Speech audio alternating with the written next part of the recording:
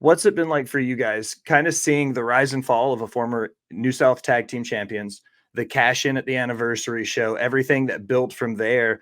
What's the excitement for you guys and in the locker room, seeing the build between these two friends turned into rivals now, going into one of the biggest matches in both their careers? Honestly, these are probably two of the fastest rising young guns, and I just know that you should not miss the first night of Hoss because they are gonna steal the whole weekend, my prediction. That's the easy prediction. They've absolutely got something to prove, and like you said it, the fastest growing. Like Braydon Toon is someone who, what, 2 years ago was on New South pre-shows. Yep. He was coming out to Top Shelf, just trying to help out, trying to get into New South, try to make himself like a regular roster member.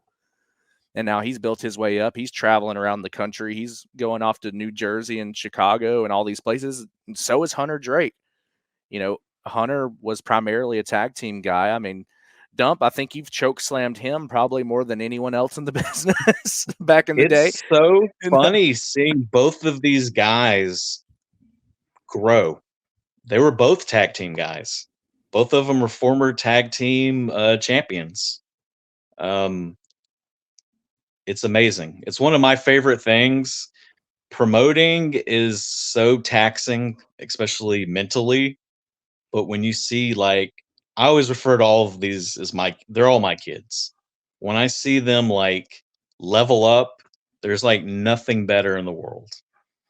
and I think the common thing that always gets brought up with independent wrestling is there's no stories. It's just matches for the sake of matches. And here we're going into our biggest show of the year, this tournament where it's, a bunch of exhibition matches between people from all across the United States. Hmm. But this on night one, we're capping off a 9 months longer than a 9 month story. It really, went into that next gear 9 months ago, but this has been going on for well over a year now, and we're finally culminating at Haas. And you don't see that a Yep. lot. And I, then on I top of the first round, night one, we have Cabana Man Dan versus Perez. That's like another issue that's been getting hot. So I mean, night one, you can't miss it. You just rattled off a few of the hot names. We were talking about Hunter Drake and Braydon Toon. Kinsey Page is another one currently holding the Burke. Dylan McQueen's came in. You guys have had tons of talent come through New South. You mentioned Austin Theory came through. Like all these guys getting the roses. How proud are you, Dump and Carm, both to see the talent come through New South, get over with the fans, blow up, and then go to those next levels as workers? How does it feel for you guys seeing them grow as talent in the wrestling business? I love it. Like I said, I love seeing these kids get what they want. I like seeing them put in the work. I'm sure he won't care, but it's so funny. Brogan Finley, who just signed with the E, hit me up and he's like, Dump, you got to give me one of those Hoss shirts this year.